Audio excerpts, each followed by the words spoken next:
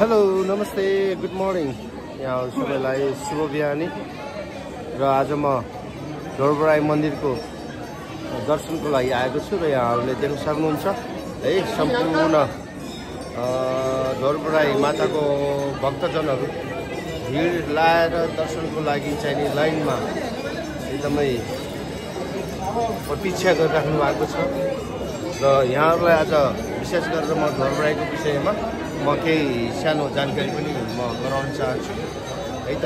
सर्वप्रथम त हामी पोखराबाट आइपुगेको मेबी समथिङ कति हजुरको 23 किलोमिटरको दूरीमा डोलेगौडा रहेको छ र त्यहाँबाट यतापट्टि आउँदाखेरि हामी टेबल साइड लाएर आउँदाखेरि 5 किलोमिटरको दूरी रहेको छ र ढोर भन्ने ठाउँमा देवीको मन्दिर भएको हुनाले यो मन्दिरलाई ढोरबराई भनिने गर्दो रहेछ र ढोरबराई माताको 5 वटा दिदीबहिनी हुनुहुन्छ है त।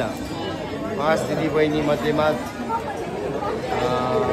काठमाडौँमा घुमबराई र तनुका दमौलीदेखि करिबन 6-7 किलोमिटर दूरीमा रहेको छाउदीबराई र पोखरामा रहेको तालबराई र बागलुङमा रहेको कान्छीबराई।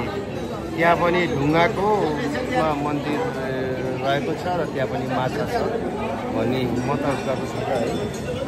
जाने साथीहरूलाई यो कुरा थाहा होला र मैले जहाँसम्म मैले थाहा भएको यी दुई कुराहरू यहाँहरूलाई मैले राखेँ है त। ल साथीहरू ल है सक्नुहुन्छ है त सबै दर्शकहरू के अरे भक्तहरू ढोरबराई माताको दर्शनको लागि प्रतीक्षामा लाइनमा आएर प्रतीक्षा गरिराख्नु भएको छ फादर कहिले आउँछ भनेर। र यहाँ मैले हजुरहरूलाई उता पानीमा भएको जुन सानो पोखरी जस्तो छ है पानी बढ्ने फेरि बेला बेलामा घट्ने अनि त्यसपछि आएर बोल्न नसक्ने बच्चाहरूलाई पनि पानीमा डुबाएर फेरि चोपलेपछि जनविश्वास के छ त भन्दाखेरि बालिका बाबुहरू कोही पनि बोल्न सक्छ भन्ने एउटा जनविश्वास रहेको छ है। देख्न सक्नुहुन्छ है त यहाँ देवी माताको भक्तहरू मैले अघि नै फेरि यहाँहरूलाई भनिसकेको छु म फेरि पनि एकचोटि भन्नेछु र घुमबराई काठमाडौँमा रहेको देवीको मन्दिर छ भने छाउदीबराई र यहाँ ढोरबराई र पोखरामा रहेको तालबराई र बागलुङमा रहेको कान्छीबराई मन्दिर है 5 दिदीबहिनी हुनुहुन्छ देवीको र हामीले कता हामीले मैले सुन्न पनि आएको र विष्णु भगवानले देवीको अवतार गर्नुभएको भन्ने कुरा पनि आएको सुनिएको छ है। हामीले पनिरसँग भन्नुभएको थियो है।